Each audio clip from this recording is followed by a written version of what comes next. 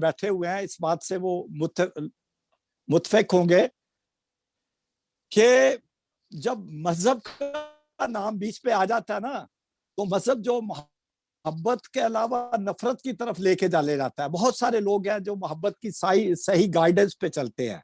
अब यही पाकिस्तान में हो रहा है।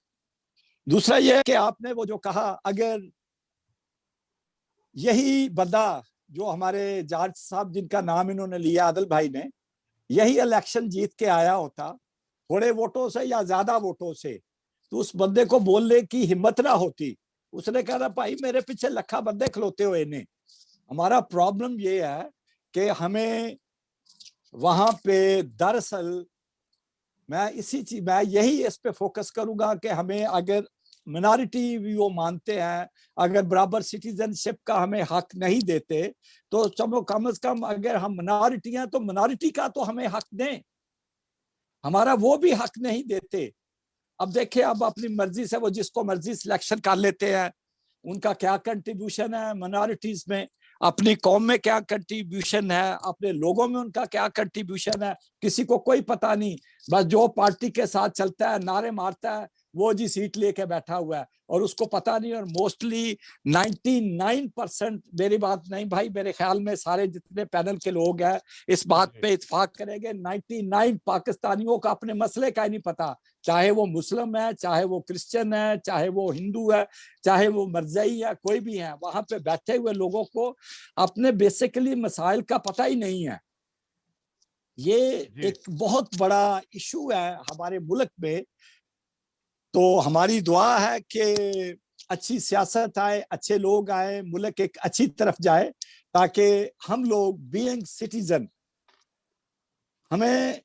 हम चाहेंगे कि हम इस चैनल से इस आवाज को अपने दूसरे लोगों के साथ भी खड़े हैं। बेशक ये बहुत बड़ा एक बहुत बड़ी लंबी दौड़ है, बहुत बड़ी कष्ट होगी कि हम अपने आप को एक सिटीजन तौर पे वहां पे रिकॉग्नाइज करें कि we are a first Pakistani. India को देख लें, इंडिया में नेशनलिज्म है, इसलिए वो मुल्क तरक्की कर गया। हमारे में नेशनलिज्म नहीं है। वो जिन्हों पूछेगा तू कौन है, मैं पंजाबी हाँ। जिन्हों पूछेगा कौन है, मैं सिंधी हाँ। ठीक है, उसमें नेशनलिज्म है ही नहीं है, जो हमारे मुल्क में कमजोरी का फुकदान है और हमारे मुल्क में जो अब के हालात और अबतरीती का इम्कान है। आपका कहने का मतलब है कि हम मुख्तलिफ तबकात में, फिर मजहब में, फिर इस तरह बरादरियों में बटे हुए हैं। एक वजह यह भी है कि पाकिस्तान आगे नहीं बढ़ रहा। लेकिन हाँ जी, हमारा जी, मैं आपकी तरफ दोबारा आऊँगा। मेरे अगले जो मेहमान हैं महबूब इलाही भट्ट साहब, मैनचेस्टर से इनका तल्लुक है।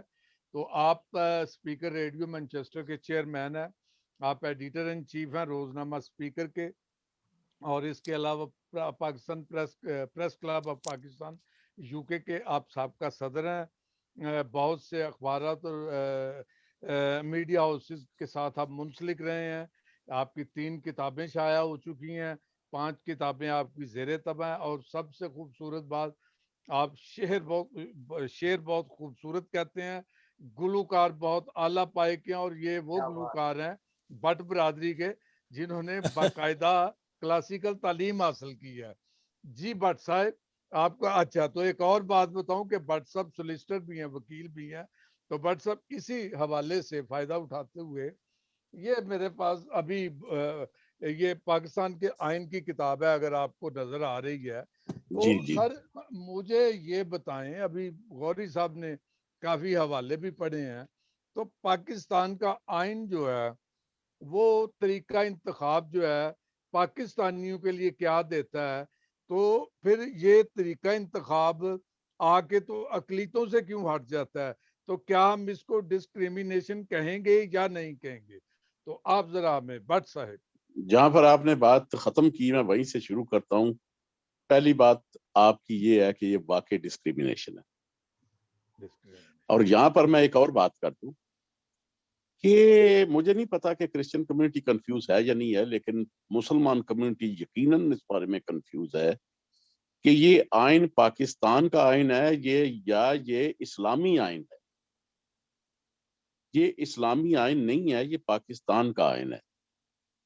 और क्योंकि जो आपने आइन बनाया है वो तो, जो बनाने की इसकी क्या जरूरत थी?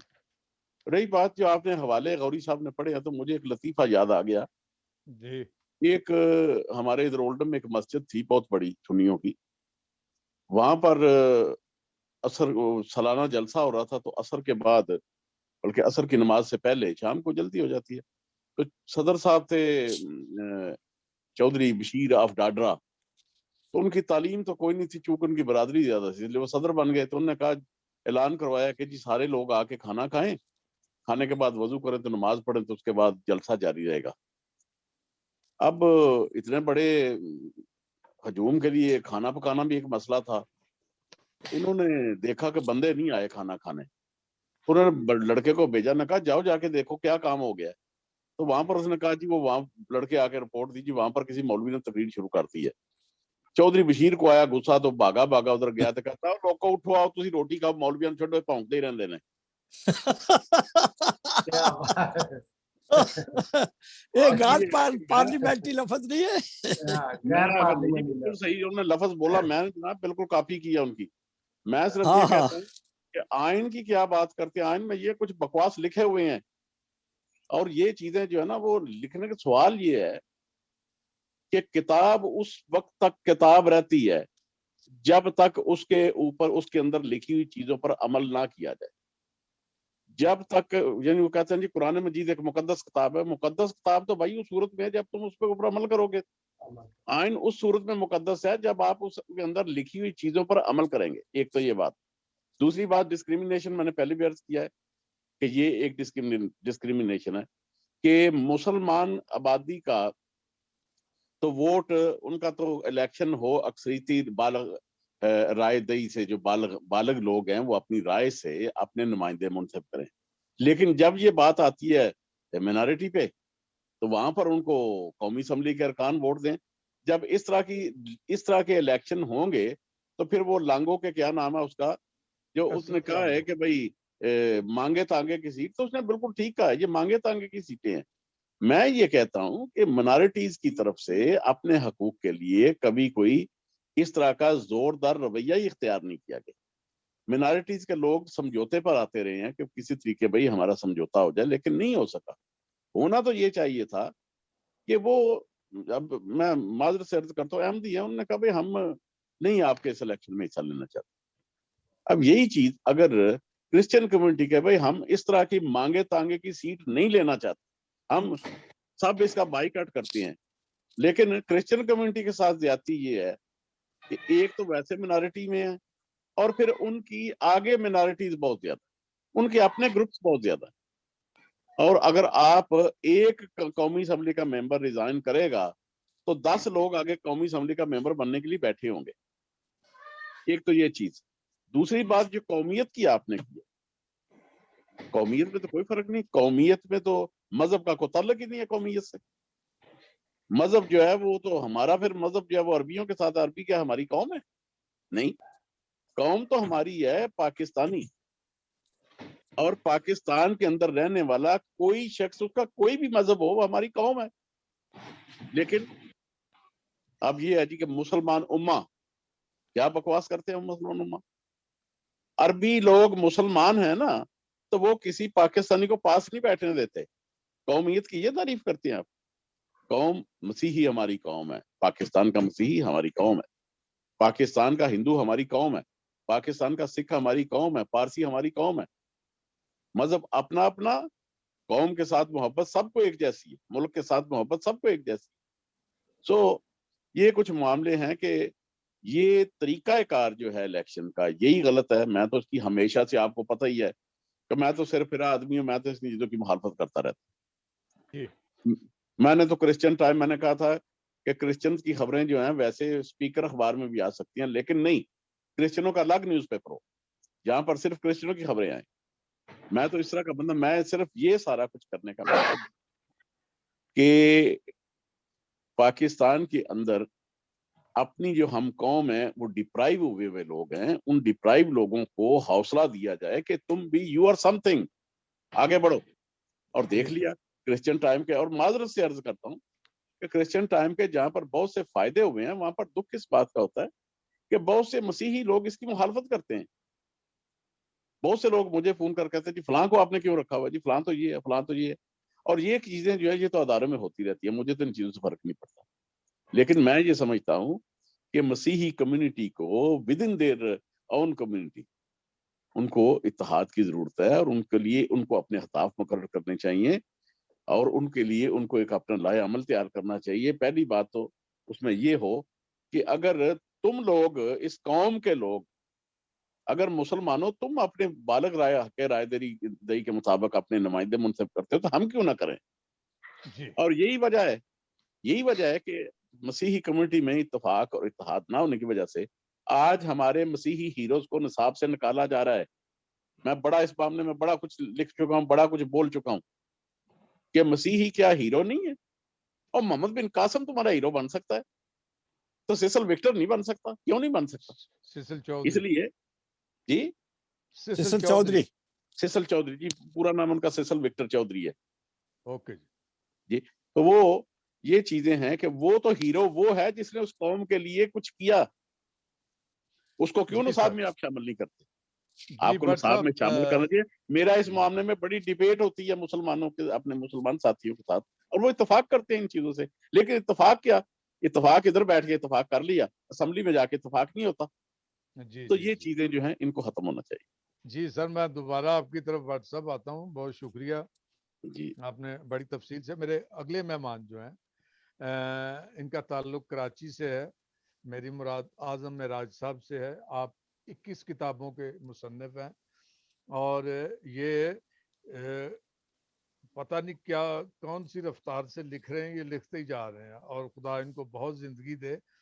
तो इनका अपना कारोबार है रियल स्टेट का, और हम उस पे किसी और वक्त पे इनके साथ बात करेंगे। तो इनकी किताबें जो है, इनमें जो सबसे मुझे जो ज़ाती तौर पे खूबसूरत किताब लगी है वो धरती जाए क्यों पराए। इसमें कहानियां, और एक कहानी में इन्होंने अलामती मुकालमा जो है वो दरख्तों के दरमियान वो गुफ्तगू हुई है, जिसमें दरामद किए गए दरख्त और मकामी झाड़ियां, झाड़ झंकार और छोटे मोटे दरख्त, ये उनका आपस में मुकालमा है। क्या खूबसूरत चीज है जनाब, आपको बहुत बहुत जी, मुबारकबाद। ये अलामती कहानी है जी। जी, हाँ, क्या जिसको अलामती कहानी कहते हैं, जी जी, माशाल्लाह। मैं अर्ज की अलामती अलामती मुकालमा मैंने कहा कहानी। तो ये दरख्त आपस में गुफ्तगू करते हैं, ये पढ़ने से ताल्लुक रखती है किताबें, और यकीनन हम पढ़ेंगे भी जिन दोस्तों ने नहीं पढ़ी। तो मैं आजम साहब, आप ने अभी सारी गुफ्तगू सुनी, तो आपका एक बहुत बड़ा स्टैंड है दोहरे वोट के लिए। तो अभी आप हमें जरा बताएं कि क्यों, क्या ये नामजदगियों में क्या प्रॉब्लम है, बुराई है, और फिर दूसरे मुतनासिब नुमाइंदगी, फिर जनाब दूसरा जो जुदागाना इलेक्शन, तो आप क्यों इस पे जोर देते हैं कि दोहरा वोट होना चाहिए? शुक्रिया नईम साहब, थैंक यू वेरी मच।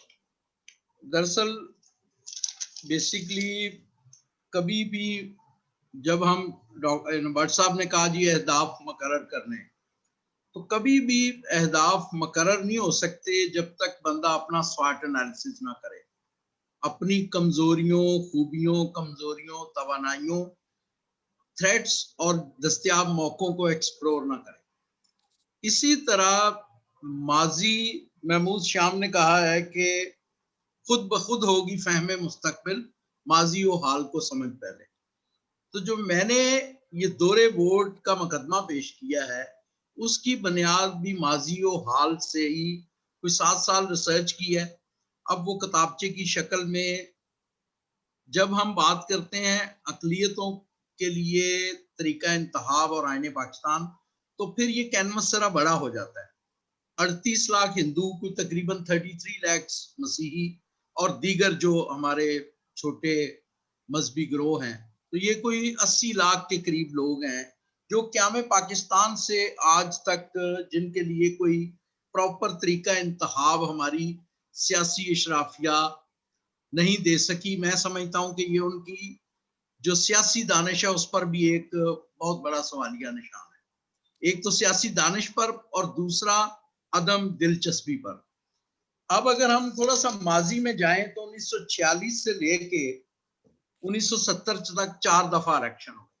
46 से लेके 58 तक हमारे पास पहली असेंबली में 14 नॉन मुस्लिम थे, और ये ज़हन में रहे जो अक्सर हमारे लोग रोशन ख्याल लोग चीजों को, मेरा बिलीव है कि चीजों को बिल्कुल फैक्ट्स फिगर्स के साथ बयान करना चाहिए।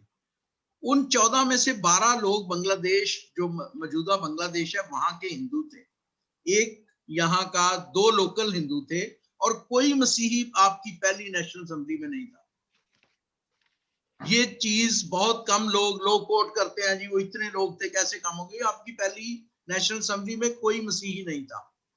सिमिलरली दूसरी नेशनल असेंबली में भी आपका सिर्फ एक मसीही मौजूदा पाकिस्तान से था और एक बांग्लादेश से था, बाकी 11 हिंदू थे, और वो हिंदू पाकिस्तानी थे जिनका ताल्लुक उस वक्त ईस्ट पाकिस्तान से और बांग्लादेश से था। और ये सिलेक्शन का तरीका था। अशराफिया जिन उन्होंने 13-14 बंदों को, जो उनके असर रसूख वाले बंदे या जो नुमाया होते थे अपने हल्का अहबाब में, उनको ले लेते थे। अगली 2 दफा फिर 62 से 69 तक 2 दफा मखलूत इलेक्शन हुआ। अच्छा, मखलूत इलेक्शन हमें क्योंकि डायनामिक्स नहीं पूरे पता होते, पूरी फैक्ट्स फिगर्स नहीं पता होती, इस 2 दफा में कोई ना बांग्लादेश ईस्ट पाकिस्तान से ना वेस्ट पाकिस्तान से एक बंदा भी नेशनल असेंबली का मेंबर नहीं बन सका। ये है पहली 4 असेंबलियों की कहानी। यानी हमारी तादाद, हमारे डायनामिक्स ऐसे हैं कि अगर जो जो मिक्स अगर कौमियत की बात हो तो पाकिस्तानी मुआशरा अभी कुछ 400-500 साल बाद इस लेवल पे आएगा कि मोहम्मद सादक को एडवर्ड और विलियम वगैरह भी वोट डाल दें। अभी हम इस लेवल पे नहीं पहुंचे। 69 ये 4 असेंबलियों की ये कहानी है। इस तरह आपके सामने आ जाता है कि हमारे लिए मिक्स की क्या पोजीशन है और सिलेक्शन की क्या पोजीशन है। 70 में पहली दफा बालग राय दही, 1 मैन 1 वोट। अगेन फिर पूरे पाकिस्तान में मिक्स इलेक्शन हुआ, जो कि जाहिर है एक जमहूरियत की रूह है। हर हल्के से 35 मसीहों ने नेशनल असेंबली की सीटों पर इलेक्शन लड़ा और सबकी जमानतें जब्त हुई।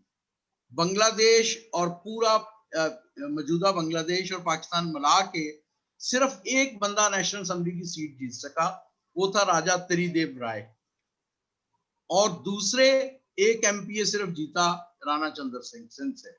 ये थी टोटल, अगर हम बिल्कुल ओपन मेरिट पे मिक्स इलेक्शन में आए तो। अब मसीहों का आपको पता है नेशनलाइजेशन, वो एक आलमी जो भी उनका प्रोग्राम था, नेशनलाइजेशन हुई। मसीहों ने गुस्सा तो ये था हमारी नुमाइंदगी नहीं, लेकिन साथ ही वो भी गुस्सा था कि हमारा एक ही वाहिद एसेट था और वो भी छीन लिए गए, तालीमी अदारे या जो मजहबी अदारे थे। मसीहों ने इन दोनों चीजों को लेकर एहतजाज किया। 1972 में 70 में ये इलेक्शन हुए और 72 में एहतजाज हुआ। 2 मसीही शहीद हुए, RM जेम्स और नवाज मसीह, और फिर ये एहतजाज चलता रहा। हुकूमत ने फिर 21 नवंबर 1975 को आईनी तरमीम की मजबूरन। मसीहों के इस एहतजाज के नतीजे में 6 नेशनल असेंबली की सीटें मुख्तस की गई। अब क्या हो गया, ये आपकी दोहरी नुमाइंदगी, यानी पाकिस्तान की जो अकलियतें थी उन्होंने अपने कौमी सूबाई हलकों में तो वोट डाला ही डाला, लेकिन साथ उन्होंने एहतजाज से मुतासर होकर उन्होंने आईनी तरमीम करके 6 सीटें मुख्तस कर दी, जिनमें से 4 मसीही थे, क्योंकि एहतजाज मसीहियों ने किया था, एक हिंदू और एक शायद पारसी या कोई दिगर, कोई मुझे अब एग्जैक्ट नहीं याद। तो ये पहली आईनी तरमीम हुई। अगर हम देखें कि आईने पाकिस्तान और मसीहियों का तरीका इंतखाब क्या है, जो उस अगले इलेक्शन थे 77 में, वो भी इसी तरह हुए। अगेन मिक्स से तो कोई नहीं जीत सका, 6 उन्होंने बंदे नामजद कर दिए, लेकिन वो बेल मंडी कभी नहीं चढ़ी।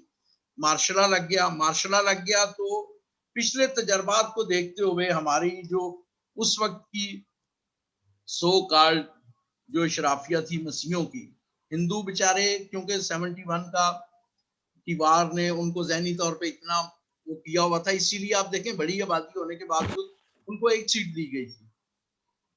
वो नहीं इतना शोर शराबा करते थे, मसीहों ने शोर शराबा किया। जिया साहब ने जुदागाना एक कलम से इनको दे दिया। अब जुदागाना वो मैं समझता हूं कि एक जमहूरियत का बहुत बड़ा कत्ल था। उसमें क्या था कि आप इस वक्त पाकिस्तान के टोटल हलके हैं 865। जब से फाटा जम हुआ है तो कोई 16 और ऐड होके 849 से 865 हो गए। उस वक्त जब ये जुदागाना मिला उस वक्त शायद 800 हल्के, तो 800 हल्कों से निकाल के इनको कोई 30 एक हल्कों की इनको दे दी गई, 10 नशिस्तें नेशनल असम्बली की और मुख्तलिफ इलाकों में सूबाई असम्बली की, और इनको कौमी दायरे से बिल्कुल निकाल दिया गया। उस वक्त हम भी वोटर हो चुके थे। नईम साहब, आपको भी याद हो कि वो कितना डिस्क्रिमिनेशन का आखिरी लेवल था कि पाकिस्तान का गैर मुस्लिम शहरी जो हजारों साल से जिसका नाता है इस धरती से, उसको बिल्कुल सूबाई और कौमी हुकूमत बनाने की दौड़ में से निकाल दिया गया। और वो बेचारे पूरे पाकिस्तान में 10 सीटों के लिए, 4 सीटों के लिए मसीही, 2 सीट 4 के लिए हिंदू और 1 के लिए पारसी और 1 के लिए दीगर जो सिख, और इन सबको मिलाकर एक सीट बनाई गई थी। ये सिलसिला चलता रहा। अभी जो भट्ट साहब ने कही बात कि वो जो अहमियत होती है जिस पे कम्युनिटीज, कौम तो नहीं मैं कहूंगा, कौम तो पाकिस्तानी है, चाहे लोग ना माने, लेकिन जाहिर है मेरे पास आईडी कार्ड पाकिस्तान का है, मेरे पास पासपोर्ट पाकिस्तान का है, मेरी शनाख्त कोई 6000 साल पुरानी है, उसी जगराफिये पे पाकिस्तान बना है जिस पे मेरे अजदाद हजारों साल से जिंदगी गुजारते आए हैं। वो इस कम्युनिटी ने 5 दफा उस जुदागाना में कि जमहूरियत की इंतहा लेवल की डिस्क्रिमिनेशन थी, उस पे इन्होंने इलेक्शन लड़ा। सिर्फ एक आवाज थी जे सालक की, वो कहते थे कि यार ये बहुत ज्यादती है, बाकी उनकी सियासत उनके साथ, लेकिन ये बात वो उठाते थे। लेकिन जो लतीफा ये था कि इलेक्शन वो भी लड़ते थे। ठीक है, अच्छा, ये सिलसिला चलता रहा। रोशन ख्याल लोग कहीं ना कहीं किसी कॉर्नर से बातें होती रही। जब फिर मार्शल लॉ लगा तो फिर लोगों ने चीख पकार की। तो ये 2001 में जो इलेक्शन हुए उसमें वो वोट जो चौथी आईनी तरमीम में 1975 में की गई थी वही सूरत हाल बहाल कर दी गई, और 38 नुमाइंदे, जिनमें से 4 सेनेटर भी और यही 10 MNA और 24 MP, 38 लोग इस वक्त पाकिस्तान के मुख्तलिफ ऐवानों में तशरीफ फरमा है। इसमें यह हुआ कि हमारी कौमी शनाख्त तो हमें वापस मिल गई, लेकिन जो मसीही, हिंदू, सिख, पारसी की शनाख्त पर जो लोग 38 बैठे हुए हैं उनको मुंतखब करने का हक कौमी असम्बली के भट्ट साहब कह रहे थे MNA को नहीं, MNA को नहीं, वो बिलावल के पास है, चंद का इमरान खान के पास है, चंद का नवाज शरीफ के पास है, चंद का मौलाना फजलुर रहमान के पास है। तो 4 बंदे 80 लाख लोगों के 38 नुमाइंदे मुंतखब करते हैं, जो हैं मेरी मजहबी शनाख्त पर, गौरी साहब की मजहबी शनाख्त पर, आदिल की मजहबी शनाख्त पर, शफीकुल जमान साहब की मजहबी शनाख्त पर, नईम वाज की मजहबी शनाख्त पर। लेकिन उसको मुंतखब करता है बिलावल, उसको मुंतखब करते हैं इमरान खान साहब, उसको मुंतखब करता है शहबाज शरीफ या उनके हवारी। अब जो इन पूरी अगर तारीख को आप देखें तो अब क्या है, एक में अगर आप मिक्स करते हैं तो मेरी मजहबी शनाख्त पे, मेरी नहीं किसी भी नॉन मुस्लिम को उसकी मजहबी शनाख्त पे बंदा इलेक्ट होने का सवाल ही पैदा नहीं होता। मारूजी हालात ऐसे हैं। माजी में एक MNA हुआ था शकमा कमाइल से, और वो भी उसकी हल्का इंतहाब वहां रह गया, वो यहाँ आ गया, वो भी खत्म हो गई। इस वक्त एक MNA जीता है सिंध से, क्या में पाकिस्तान से लेके अब तक इस मौजूदा जगराफिये में से, वो हिंदू हैं। 2 MPA जीते हैं, तो 2 वुमेन की सीट में है, तो 43 लोग इस वक्त बैठे हुए हैं जो नॉन मुस्लिम हैं, जिनमें से 38 डायरेक्ट उस शनाख्त पे हैं।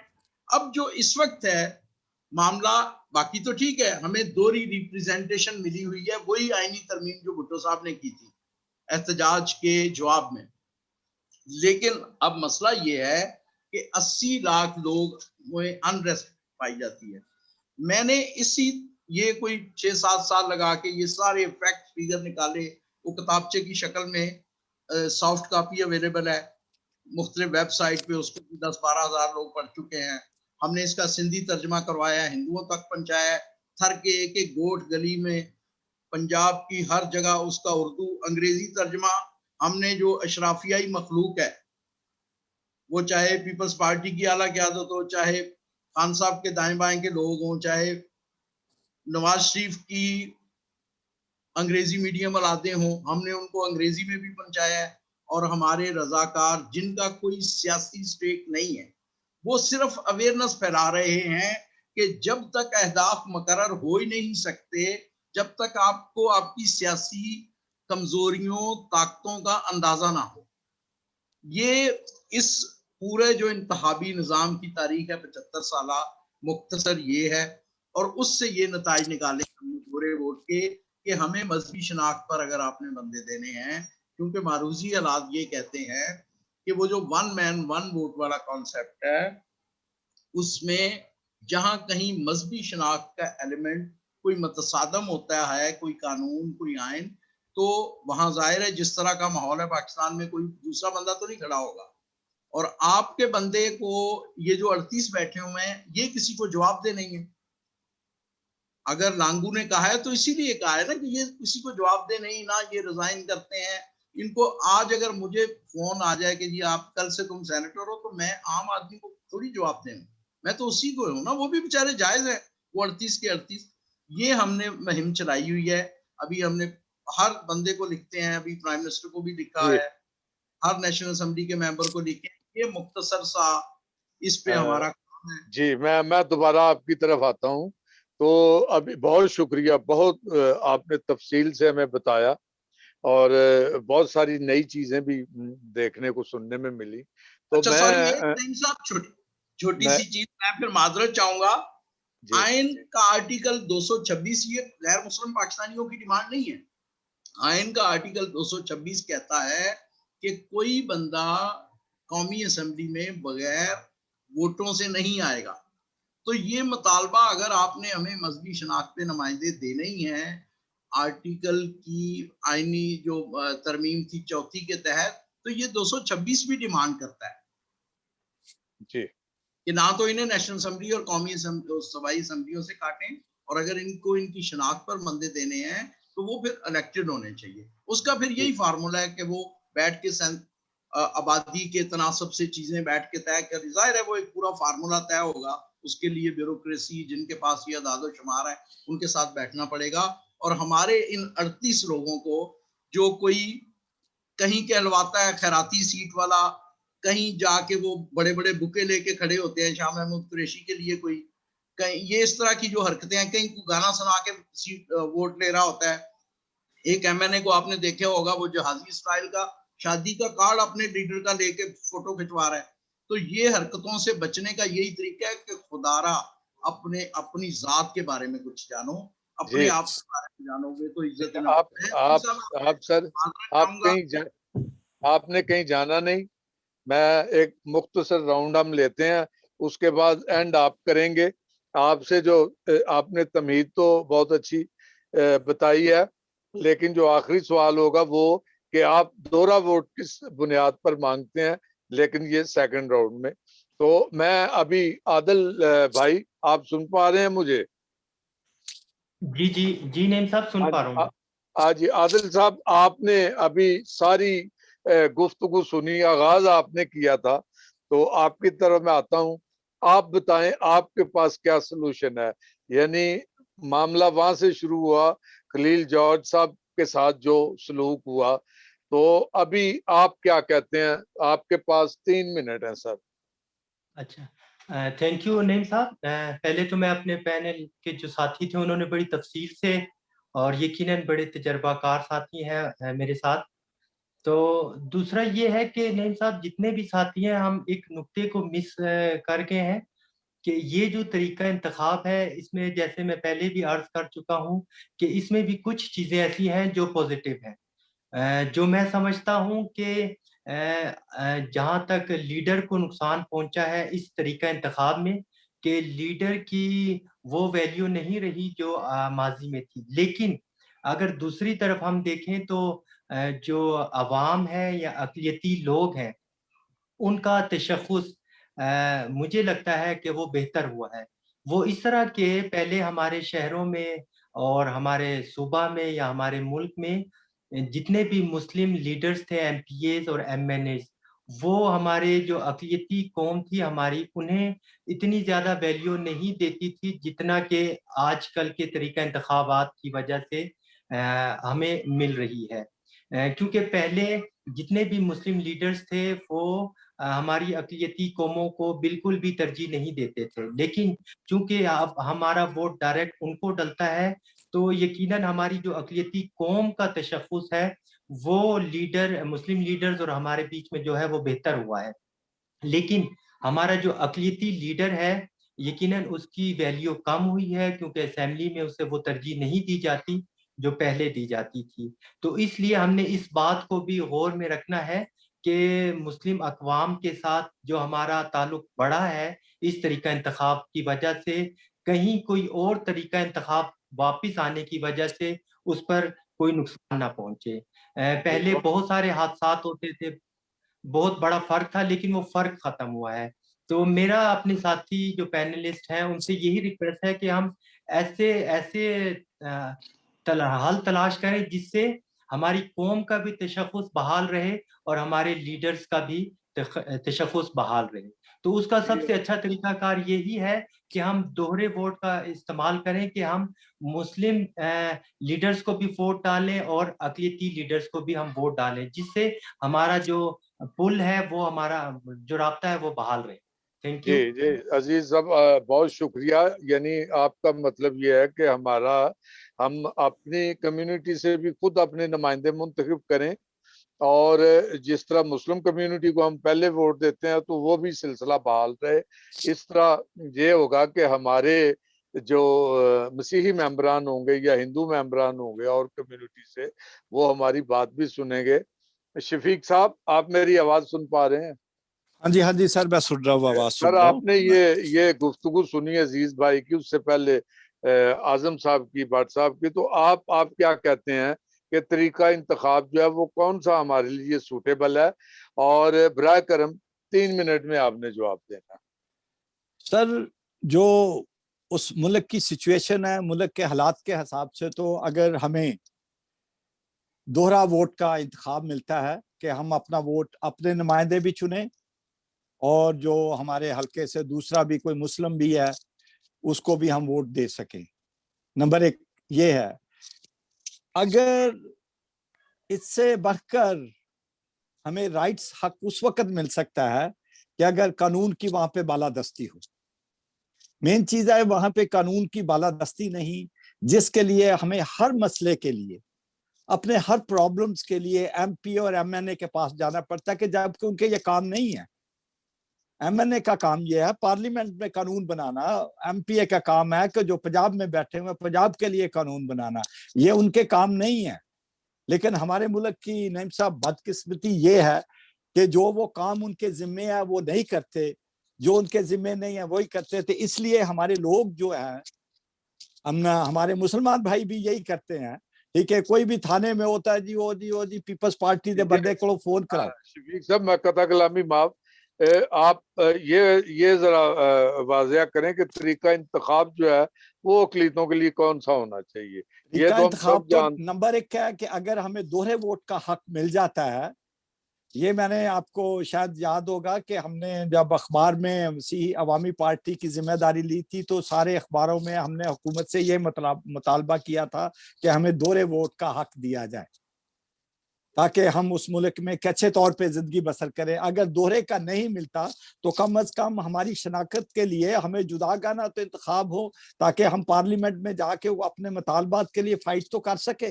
अब तो वो सिलेक्शन है, अब तो वो कोई बोलते ही नहीं है। जी, जी, जी, जी, बहुत मेहरबानी।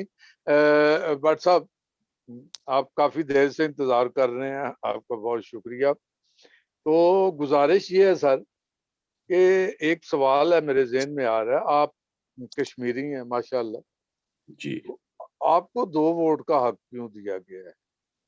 और ये वोट अगर हम मांगते हैं, दूसरी अक़लीतें मांगती हैं, तो उनको नहीं दिया जाता। आप कुछ इसके बारे में? हाँ, मेरा ख्याल है ज़ाती तौर पर कि कश्मीर की सिचुएशन और पाकिस्तान के अंदर बैठे हुए मसीही की या अक़लीती बंदे की सिचुएशन डिफरेंट है। जी। क्योंकि एक अलामती तौर पर जो है वो असूली तौर पर तो ये होना चाहिए था कि अगर मसीहियों को दोहरे वोट का हक नहीं है तो फिर कश्मीरियों को भी दोहरे वोट का हक नहीं होना चाहिए। वो सिर्फ अपनी जो है कश्मीर की असेंबली में वोट देने के अहल हो। असूली तौर पर तो ये होना चाहिए था। लेकिन ये चीज जो है, मैं ये कहता हूं कि दोहरे वोट का हक अकलीतों का ये असूली हक बनता है कि उनको दोहरे वोट का हक दिया जाए। लेकिन साथ में ये भी मैं कहता हूं कि ये सिर्फ दोहरे वोट का हक से मुराद ये नहीं है कि वो सिर्फ मुसलमान नुमाइंदों को मुंतखब करें, बल्कि इसके लिए ये है कि उनको ये हक अपने नुमाइंदे मुंतखब करने के लिए भी होना चाहिए। और ये एक खुशाइंद बात है कि अगर मसीही अपने नुमाइंदे मसीही वोटों से चुने जाएं तो ये तो एक बहुत अच्छी बात है। गो के इस लॉन्ग रन में मैं इसके भी खिलाफ हूं। लॉन्ग रन में मैं इसके खिलाफ इसलिए हूं कि जब हम बरतानिया के अंदर रहकर मेन स्ट्रीम में इलेक्शन लड़ सकते हैं तो बोले कोई बोले आवाज आ पाकिस्तान रही है भट्ट साहब? जी जी कैरी ऑन। बोलो बोलो सर। जब हम बरतानिया के अंदर रहकर पाकिस्तानी नेशनैलिटी बैकग्राउंड होने के बावजूद हम अगर इलेक्शन लड़ सकते हैं, अब देखें हमारी सदर मुकद्दसा बानो काउंसिलर मुंतखब हुई हैं और अजीब बात यह कि वो बरतानिया के नेशनल नहीं है। तो पाकिस्तान में क्यों नहीं ऐसा हो सकता? पाकिस्तान में भी होना चाहिए, लेकिन वहां पर इसलिए कि वहां पर अभी लोगों का शौर डेवलप नहीं हुआ। अभी तक लोग उधर तालीम नहीं है लोगों को इस बारे में। सबसे पहले तो उनको ये बताना पड़ेगा कि हमारी कौमियत क्या है। उनको ये बताना पड़ेगा, उनके दिमागों में ये बात डालनी पड़ेगी कि मसीह, हिंदू, सिख, पारसी सब जो है ये हमारी कौम है। अरबी हमारी कौम नहीं है, ये हमारी कौम है। हमें इनको जो है वो अपने जैसे राइट्स देने होंगे। तो जब तक ये चीज नहीं होती तब तक तो मैं समझता हूं कि दोहरा वोट होना चाहिए। और ये जो मामले खरात की सीट तो ये उस सूरत में मैं छोटी सी बात अर्ज करता हूँ कि प्रेस क्लब ऑफ पाकिस्तान के अंदर एक दफा कुछ ऐसा मसला हो गया था। तो मैंने कहा था भाई मैं तो वोट लेके आया हुआ हूँ, मेरे को खरात में तो नहीं ये चीज मिली। यानी लांगों ने कहा ना तुम्हें खरात में मिली है, तो मैंने कहा मुझे खरात में नहीं मिली, मैं वोट लेके आया हूँ। तो यही चीज है कि जब वोट लेकर बंदा जाएगा तो उसके अंदर एक एतमाद होगा कि मैं अपनी कौम की नुमाइंदगी कर रहा हूँ। और जब जैसे वो अपने कराची वाले दोस्तों ने बात की कि जो इतने जो लाखों की आबादी 4 हाथों में दे दी गई है, या वो इमरान खान के हाथ में है या बिलावल के हाथ में है या नवाज शरीफ शहबाज शरीफ के हाथ में है, तो ये रवश जो है ये दुरुस्त नहीं है किसी भी जमहूरी माशरे की।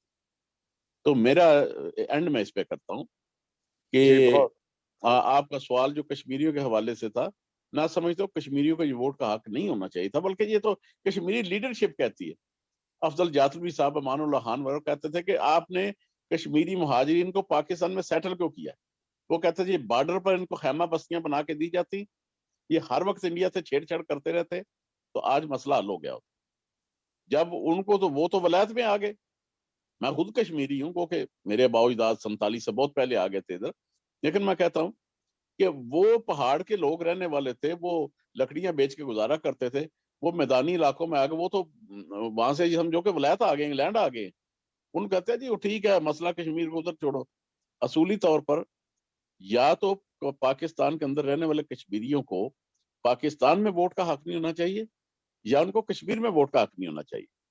लेकिन मसीही बरादरी के बारे में मेरा जब मौक़िफ़ पहले दिन से जो है आपके सामने है, मैं कहता हूं कि उनको मेन स्ट्रीम इलेक्शन में भी वोट देने चाहिए और साथ में जो है उनको अपने नुमाइंदे खुद बालग राय दही से मुंतखब करने चाहिए। जी बहुत शुक्रिया भट्ट साहब, आपने जो बातें की। अभी मैं आजम मिराज साहब आपकी तरफ आता हूँ और अपना सवाल दोहराने से पहले मैं एक 2-3 सेकंड में एक वाकया बयान करना चाहता हूँ कि 1991 में जब मोहतरमा बेनज़ीर भुट्टो की हुकूमत, शायद 93 में, जिसमें हामिद नासिर चट्टा पंजाब से, उनका जो मुस्लिम लीग ग्रुप था वो पीपल्स पार्टी के साथ था, और हामिद नासिर चट्टा के ग्रुप को पंजाब की वजारत आला दी गई थी इसके नतीजे में। और मोहतरमा शहीद बेनज़ीर भुट्टो की काबीना में एक ये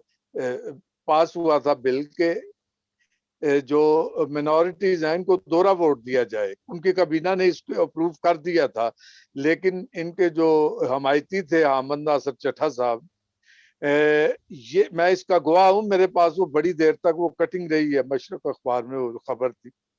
तो उन्होंने कहा कि जी ये किस तरह हो सकता है कि मुसलमान का वोट एक हो और जो अकलीत है उनके 2 वोट हो, और इस तरह ये जो काम है ये पाए तकमील तक ना पहुंच सका। आप दोहरे वोट की हर जगह बात करते हैं और जिसमें वजन भी है, अभी तमाम मेहमानों ने दोहरे वोट की ही बात की कमोबेश। तो आप किस तरह सर सोचते हैं कि ये सारी बात जो है पाए तकमील तक पहुंचेगी? क्योंकि हमारे अब आप आखिरी गेस्ट हैं तो हम इसको मुख्तसरन आपसे सुनना चाहेंगे।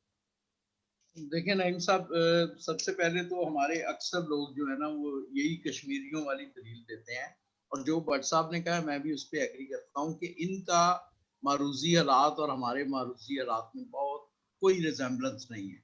जी वो महाजरीन की सीटों के लिए दोहरा वोट था, वो अपने रियासत में भी जाके वोट डालते थे, आजाद कश्मीर में भी और यहाँ। हम 75 साल के तजर्बात की बुनियाद पर जो 3 तजर्बे किए, सिलेक्शन, फिर मिक्स, और फिर ये जो अभी चल रहा है दोहरी नुमाइंदगी, लेकिन जो निस्बत तनासब से जो बड़ी पार्टियों ने अपने हाथ में रख लिया मजहबी शनाख्त पे नुमाइंदे मुंतखब करने, तो ये तीनों तजर्बात की खामियां खुलकर सामने आ चुकी हैं। जुदागाना में आपको शूदर बना दिया गया, मिक्स में आपकी नुमाइंदगी नहीं होती, और जिस तरह के समाज में हम रहते हैं, जिस तरह के मुआशरे में हम रहते हैं, मजहबी समाज की बारीकियां कोई बंदा वो समझ ही नहीं सकता जो उस मजहब का पैरोकार ना हो। और ये वाले मसाइल हमारे मुल्क में हिंदुओं के साथ हिंदू होने की वजह से होता है, मसीहियों के साथ मसीही होने, और दीगर जो कम्युनिटीज हैं, छोटी जो अकलियत हैं, मजहबी अकलियत हैं, उनके साथ होता है। यहाँ तो लसानियत के नाम पे भी बहुत कुछ होता है, मसलिक के नाम पे भी बहुत कुछ होता है, लेकिन सबसे ज्यादा जो निशाना बनते हैं, तो इसलिए जरूरत है मारूजी हालात के मुताबिक। आइडियल ये नहीं है, आइडियल तो यही है जिस तरह 3 बंदे इस वक्त असम्बलियों में बैठे हुए हैं, लेकिन हमारे मुआशरे को कुछ 400-500 साल चाहिए इस सियासी शौरी सतह पे पहुंचने की कि लोग ओपन मेरिट पे वोट दें। ओपन मेरिट तो छोड़ें, हमारी सियासी जमातों में इतनी हिम्मत नहीं, जुर्रत नहीं होती कि वो कैपेबल बंदे को, नॉन मुस्लिम को कोई टिकट ही दें। ये पीपल्स पार्टी ने सिंध में 3 तजर्बात किए हैं और वो कामयाब हुए। तो अच्छा रह गई कि इसको टारगेट अचीव कैसे होगा? टारगेट अचीव ऐसे ही होगा, हमने कुछ 2 साल से ये मुहिम चलाई हुई है, और बहुत ही शर्म की बात है जिन्हें ये आदिल लीडर कह रहे थे, मतलब लीडर का तशख्खुस, अगर लीडर के तशख्खुस को बनाना है आम आदमी ने, लीडर तो वो होता है जो लोगों का तशख्खुस बनाता है। अगर रहनुमाई के लिए इनको हम अवेयर कर रहे हैं बेचारों को कि ये हैं तुम्हारी सियासी कमजोरियां, ये हैं तुम्हारी, आम आदमी को भी अवेयर कर रहे हैं और इनको भी अवेयर कर रहे हैं, ताकि कल जब मौका आएगा ये 15 दिन पहले इस मुहिम में शामिल होंगे। आम आदमी को हम उससे पहले अवेयर कर चुके होंगे, अशराफिया को भी कर चुके हैं, रियासती अदारों को भी कर चुके हैं, और हम ये अवेयरनेस जारी रखेंगे फैक्ट्स फिगर्स के साथ। दोहरे वोट का लफ्ज जो है ना, ये कोई नया नहीं है, ये मैं भी अपने बचपन से सुनता आया हूँ, लेकिन बल्कि दुनिया में कभी कोई चीज नहीं होती। आप लोग मोस्टली शायर हैं, वो सैफ ने कहा था कि अंदाजे बयां रंग बदल देता है दुनिया में कोई बात नहीं होती। नहीं बात नहीं। ठीक है, तो ये लफ्ज हमने इसमें दलीलें डाल दी हैं। आपको पता है 2013 में रमेश कुमार ने दोहरे वोट का बिल पेश किया था, जो कि रिजेक्ट हो गया इसलिए कि नून लीग की बिल नहीं थी और रमेश के पास दलीलें नहीं थी। अब हम इनको जो 38 बैठे हुए हैं और जो 10 बैठे हुए हैं मिनॉरिटी कमीशन में, जब भी इनसे राब्ता होता है खतूत के जरिए, टेलीफोन के जरिए, ईमेल के जरिए, हम इनको कहते हैं कि अल्लाह के बंदो ये हैं दलीलें, जाओ पेश करो। और आम आदमी को अवेयर कर रहे हैं कि कल जब ये गली मोहल्लों में आए अपनी पार्टियों के लिए वोट लेने, तो लोग इनको कहें कि हमारे लिए। और एक और जो मेरा बिलीव है, अगर आप नॉन मुस्लिम को अच्छा इंतखाबी निज़ाम दे दें जो कि इस माजी और हाल से जिसको अक्स किया गया हो, हकायक व शवाहद से, 80% मसाइल का हल हो सकता है। देखें, बाकी जो 21 करोड़ के मसाइल हैं वो सबके सामने हैं। कोई 21 करोड़ के लिए दूध और शहद की नहरें नहीं बह रही। सिर्फ 25 लाख लोग होंगे जो फर्स्ट वर्ल्ड की तरह, जिनके पास कोई इलाज का बंदोबस्त होगा, तालीम का बंदोबस्त होगा, या अच्छी छत होगी, या ढंग की रोटी खाते होंगे। वो 25-50 लाख की अशराफिया है। बाकी मुसलमान, हिंदू, सिख, ईसाई को वो एक ही डंडे से आंक रहे हैं। लेकिन ये जो मजहबी बारीकियां हैं, ये अगर इनके बंदे इन्होंने मुंतखब किए होंगे तो वो रोज फोर्स कन्वर्जन होती है। कोई हिंदू रिजाइन करता है, कोई प्रेस कॉन्फ्रेंस करता है, मसीहों के साथ मसाइल होते हैं। कभी आपने देखा है कोई करेक्टिव आवाज उठती हो? 38 में से कुछ 16-18 तो ये होंगे ना, कुछ 16-18 वो हैं। तो जब ये अपने बंदों के सामने पेश होंगे वोट के लिए, तो फिर ये उनके साथ भी खड़े होंगे। अब तो ये जाहिर है, अगर सिंध हुकूमत में कुछ ज्यादती होगी तो जो सिंध में नुमाइंदा बैठा है वो तो देखता है सिंध हुकूमत की तरफ कि मुझे तो उसके एक कलम से, उसकी एक सीटी से, उसके एक उंगल के इशारे से एमपीएशिप या सेनेटरशिप मिली है, तो मैं इसके खिलाफ कैसे बात करूं। सिमिलरली अगर वफाकी हुकूमत का कोई भी अमल किसी हिंदू, सिख, किसी मसीही के मजहबी शनाख्त से मतसादम कोई मसाइल खड़ा करते हैं, तो वो कहाँ उसके साथ उसके खिलाफ आवाज उठाएगा। वो तो बेचारे, आपको जो मैंने बताई, एक को खैराती कह दिया गया है, एक वो बड़ी सी कार्ड की के साथ फोटो खिंचवाता है, एक वो खातून अपनी वजह से बड़ा बुके लेके खड़ी होती है, वो तो अपनी सीटें पक्की कर रही होती हैं। और जैसे भट्ट साहब ने कहा कि उसके पीछे 10 लाइन लगा के खड़े हुए हैं कि ये अगर कोई रेजिस्ट करे तो मैं आगे आ जाऊं। तो हम तो अवेयरनेस दे रहे हैं, ना हमारा कुछ स्टेक है, ना हमने इलेक्शन लड़ना है, ना तहरीक शनाख्त का कोई सियासी एजेंडा है। लेकिन ये एजेंडा जरूर है कि इनको इनकी तवानाइयों, कमजोरियों, दस्तयाब मौकों और दरपेश मसाइल से आगाह करते रहना, ये भी इसी बात का एजेंडा है। जी जी, बहुत शुक्रिया आजम मिराज साहब आपके कीमती टाइम के लिए। और मैं एक बात और अर्ज करता चलूं कि एक हलका जो हम मसीहों में मौजूद है, उनका मुतालबा है कि जुदागाना इंतखाबात हल्का बंदियों के साथ, हम अभी इस पे कोई बात नहीं करेंगे, हम अगले किसी प्रोग्राम में बहुत जल्द इस मौजू को भी टच करेंगे। आप सब दोस्तों का, मोअज़्ज़ज़ मेहमानों का बहुत शुक्रिया, आपने अपना कीमती वक्त दिया और हमारे प्रोग्राम में तशरीफ लाए। हम आपको आइंदा भी ज़हमत देते रहेंगे, तो बहुत बहुत शुक्रिया। खुदा हाफिज। शुक्रिया जनाब, बहुत शुक्रिया।